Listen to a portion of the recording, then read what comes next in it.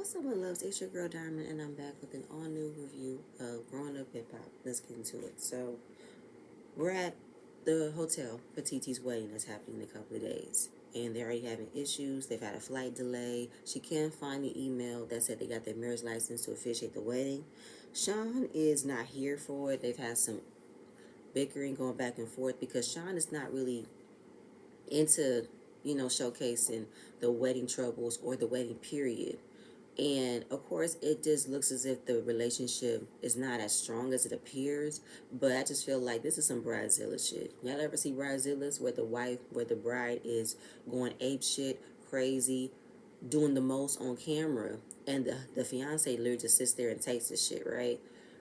I just think that Sean really did not want all of this. Sean wanted a simple ceremony, and I think he knew what TT wanted, and he wanted to get it for her. And when things don't go her way, of course he gets upset. He feels powerless. I don't know what else to do. I'm trying to console you. I'm trying to be there for you. I know this is what you wanted, but sometimes things just gonna have to be for what it was. Even if COVID wasn't the cause of how they had to constantly change their wedding day, things will always happen. Things will be messed up. Things will be delayed. Things will need to get fixing.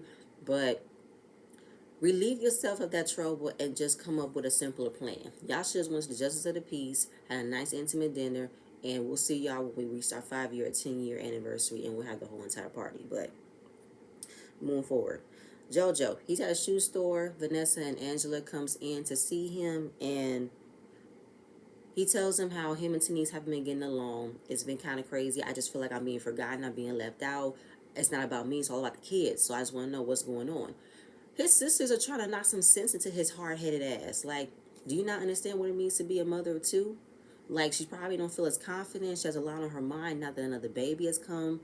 And, oh, you don't think so? I'm not a father of two? I'm like, JoJo. And then he keeps on saying she needs to find a balance. JoJo, the reason why you can say that's because you haven't had a child.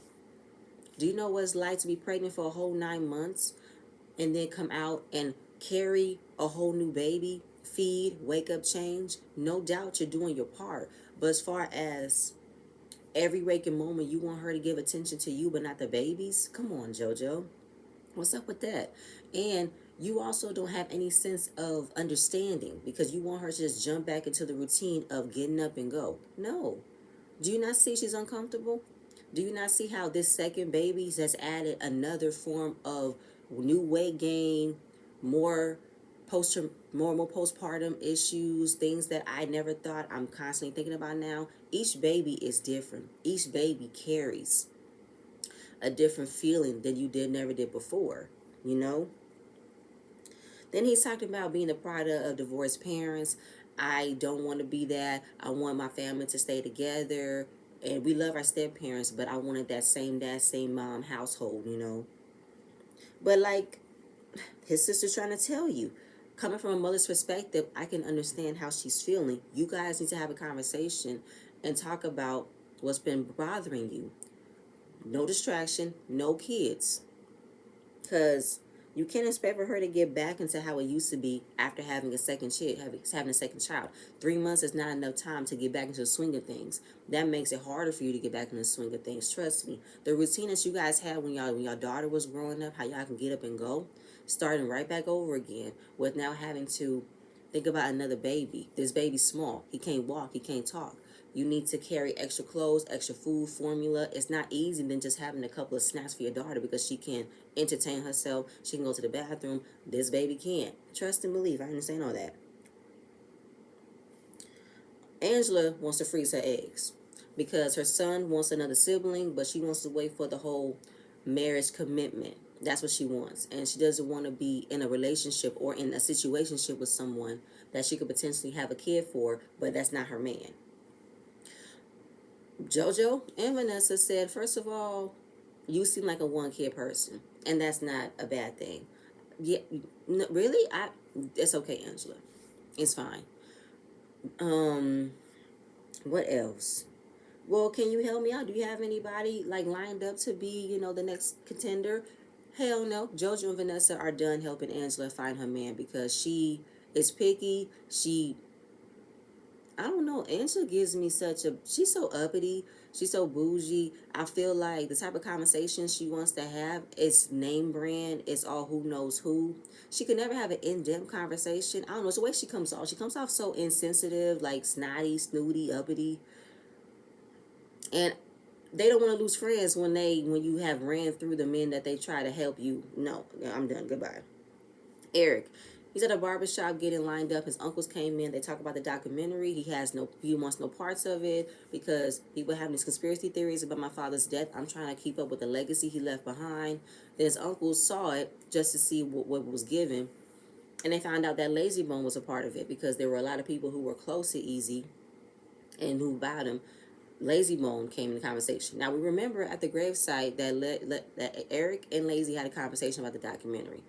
Lazy didn't say he was a part of it because he wanted to be respectful of Easy E's because it was his gravesite, but he never mentioned later on that I was a part of the documentary, right?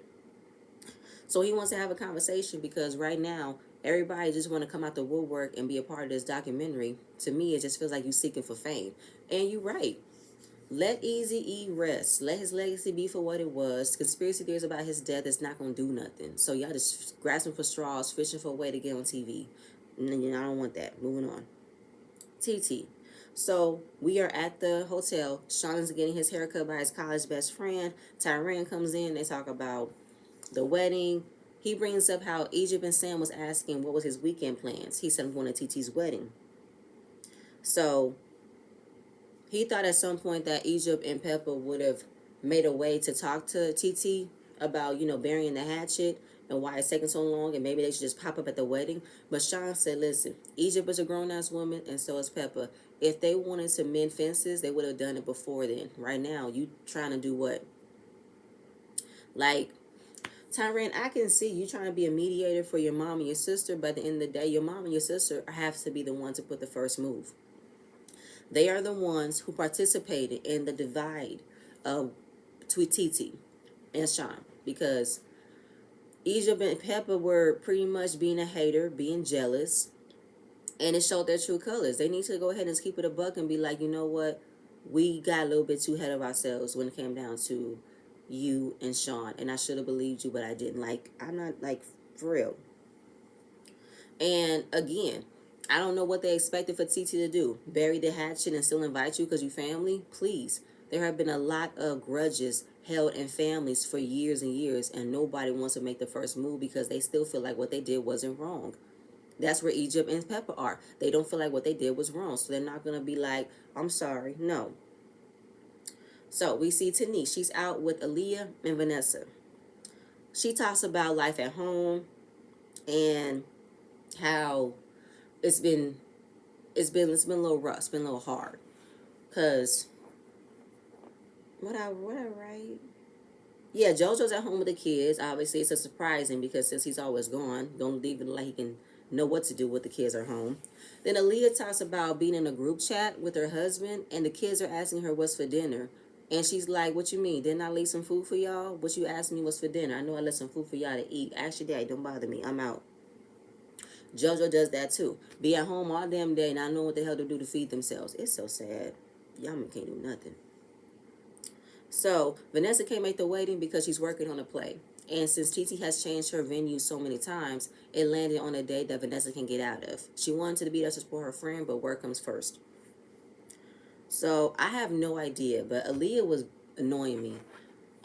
She kept on wondering who's going to the wedding because I think her and Eric weren't invited. I'm lost. I thought y'all were, but she was like literally fishing to be like, this wedding, who's invited? Because I'm not invited. What's up with that? Fine. But like Vanessa said, it was small. She kept trying to change it for people who can and cannot come, especially her grandma, who she really wanted to come. Tanice talks about not being on the same page with JoJo.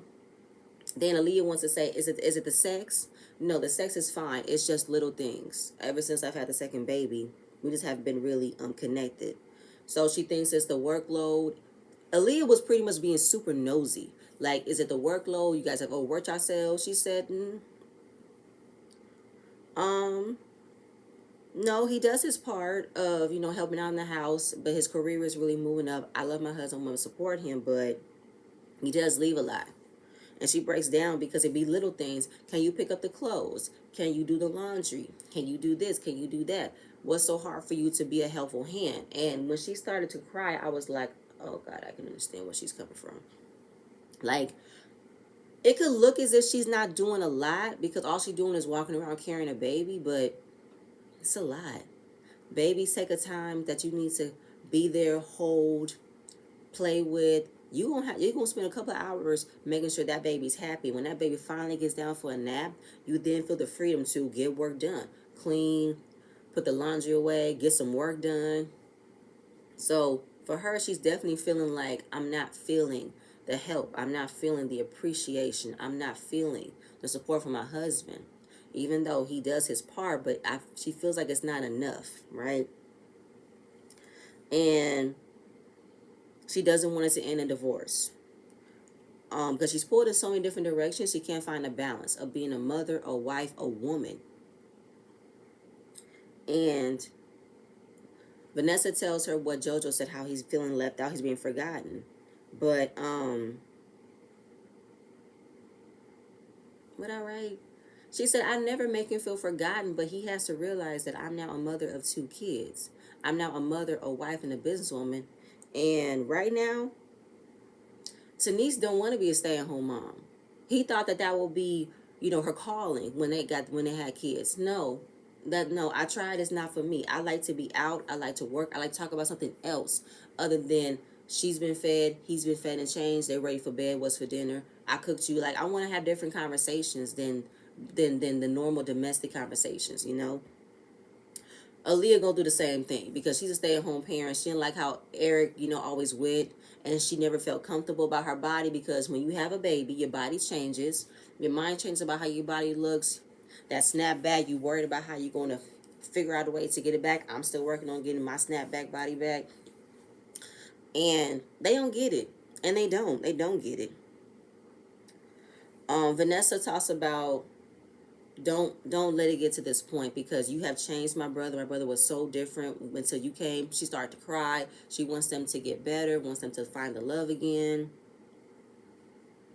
And Denise also brings up how she's definitely been feeling insecure lately because he's in the industry and he has female artists. She loves his artists. She'll never step on his career, but a scene that I wish would have saw how it happened. He came home super late, come from the studio. She's like, first of all, what the fuck you doing in the studio all day?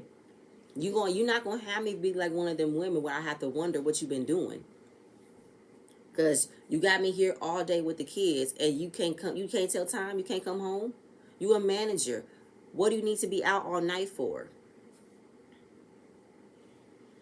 And she said, first of all, I understand how you feel when it comes to dating someone in the industry, but you gotta get over that. You gotta be confident because my brother loves you, he loves the family, and he doesn't want to lose you. Just got to get with that spark. But I just feel like JoJo is not trying to be understanding. JoJo wants things to still be how it used to be. No, bro, things are not gonna be that way. You're gonna take a couple of steps back and figure out it's a balance to be married, to have kids, and also to be in a work field. It's a balance, okay? There will be good days, there will be bad days, but you guys have to come up with a way where you guys don't lose y'all. Trust me, I understand. Eric, we're at his weed place. He's bagging up some goodies for Lazy. They have a conversation. He felt betrayed. That's the word that he used. That Lazy didn't tell him about the documentary. First of all, Lazy was like, that's a strong ass word to use. That's not what I wanted to do. Yeah, I should have came to you and told you. My bad. But he didn't even know about the actual reasoning for the documentary. He was just asked to be about it, asked to talk about the rise of Easy and the demise of Easy and how he had been an influential part of the hip hop community. And he figured it would be a family effort, but hearing that Eric had nothing to do with it, he did not want to be a part of the documentary because he felt like his sister is trying to make it a quick fame, a quick TV opportunity, a quick 15 minutes of fame, and I'm not trying to be a part of it. I want my daddy's legacy to be for what it was. I don't want nothing else to smear that name. And he said, listen, I would have told you. And he didn't see the final cut until he got to the gravesite with Eric that day. Basically, you know what? I should have told you. That was bad on my part. because I know that you know I would never hurt you. You know that I would never do anything to make you feel any type of way. You were the first person I would have told about. And Eric agrees. He just felt like, that's crazy. I just spoke to my uncle. They said you was a part of it. That's some like fugazi shit. I'm like, not really. I mean, it's not fugazi. It's not really a betrayal. He wanted to be respectful at the graveside with your daddy, and then he should have told you later. I know we were talking about documentary. I was surprised that you weren't a part of it. That's why I didn't want to say nothing. But now when I found out the actual reason of the documentary, I know I didn't say nothing bad against your father. I just gave my opinions about his life and how he, helped me out, brought me out to this world. But they hugged it out. They said, I appreciate you, I love you. It is the 2 days before TT's wedding. Everybody's arriving to the hotel. We see Lil Twist and his girlfriend, JoJo, and Brianna arrives, right? So JoJo wants to have a conversation about his girlfriend. He's been with this girl for about a year and a half. Didn't know that. That's a long time. But at the same point in time, while they've been together for a year, Twist has also been dipping and dabbing in other females. He couldn't really let other females go while he was trying to get with her. But now since she is like the greatest person ever, I actually want to be with her long term. I could leave these hoes behind. And for JoJo wants to see maybe the wedding showcasing a love story can bring the spark between him and Denise, right? Because he used to be a wild boy, but now that he found Denise, he loves her. He wants to be there for her. He loves his kids, but it's been hard balancing married life and kid life. How do you figure it out? So he's planning something very nice for her after the wedding, so they can have a conversation and really feel the spark between them, and don't lose sight of how we got here. We were JoJo and Denise before we became parents, and I understand where he's coming from with that, because I had this conversation with my husband. When we have kids, I don't want us to lose us. I don't want us to be stuck in parenting. I want us to still have date nights. We have us time, and if we have family nights, I still want us to still showcase the love that we had when we got together, and we still got together, because being married and having kids, it takes work. It takes work to still make it work. You have to all put your 50% in to make it a full 100. You have to. Yep. Oh, then yeah, Twist got the girl's name tagged on him and everything. I'm like, okay. Then we see a quick scene between Twist and Sean. He is super happy that Sean's getting married, is giving him the ideas that I want to get married. Um, what do you feel about Peppa and Egypt not being here? Same thing. Peppa's a grown ass woman. Egypt is a grown ass woman. TT's grown. Two stubborn people need to come together and fix it. If you really wanted to mend fences, you should have did it beforehand. Not wait around and complain, or wait around and find out who. No, you know. Just pretty much just do what you gotta do, because he knows where he stands. And considering the fact that they drug him through the mud with all the allegations and assumptions towards him, he knows where he stands with all this. But he wants to make sure that TT is good and she's happy for her day, and don't want nothing else to ruin it. So TT's happy that her grandma's there, which is the most important person that she wanted to be there for her wedding. The couples separate, so they have their one final night before the wedding. Everybody's having a good time. She got a nice bridal suite. Sean's downstairs with the fellas getting drunk. Brianna said she checked on the weather, which could have been a jinx for her to tell TT that it might rain, but she said maybe it's a way of cleansing all the bullshit that you've been through, and it's starting anew. But Brianna goes down to see the men at the bar, and she tells Sean, I'm super happy that you're getting married. I know you, but I don't really know you, but you seem like a cool dude. He said, same, because you're real, you honest, you batshit crazy, and you honest about it. Said, fuck yeah, absolutely. Absolutely. I love it. Then we see some cute flirtation action between Brianna and TT's cousin. She met him at TT's house. He was cute. He was funny. He's charming. And you know what, she's in a vulnerable space right now, especially what's been happening with her, and she could probably use some tender love and care. So it's a possibility that she might fuck TT's cousin at this wedding, and I feel like it's a wedding. People gonna have hookups at weddings, so hey, I'm like, go ahead, Brianna, I ain't mad at you. Then they talk about trying to give TT some advice about being married. What do you have? What do you have for her? Just know who you married to. Make sure this is the right person. And if you go through the thick of it, go through the mud, make sure you stay firm in this is the person I will go to bats with. I love him. I love her. He's been there for me. We will go through the trenches to make this work, no matter what type of arguments we get into. I wrote Sean getting drunk. So it's the day before the wedding. They're doing the rehearsal, but it's pouring rain, and she has a red tent out, right? But just because the tent is out doesn't mean rain is still not getting into the flooring. So of course TT is irritated by that. Um, everybody's still drunk from the night before. Sean's at the bar. He's like, "Oh my God, what's the problem? Everything's going wrong. Where you been? We've been looking for you." So going through the rehearsal, she's still mad, but it's not just the fact that it's raining. She also has a burn on her face after getting a facial. So she's like, what else can go wrong?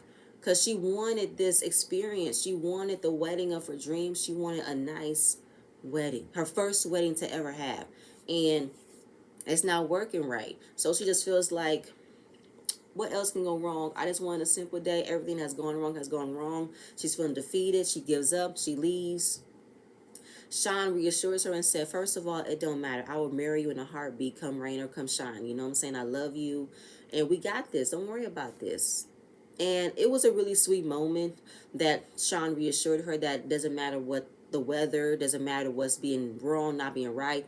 I'm still here because I don't care what I don't care about the flower arrangements. I don't care about the place settings. All I care about is marrying you. And that was the end of the episode because it wasn't really much. It just surrounded TT's wedding. But it was for what it was. But that's it, you guys. That's all I have. Please stay tuned for the next video, and I'm going to see you guys later. Bye.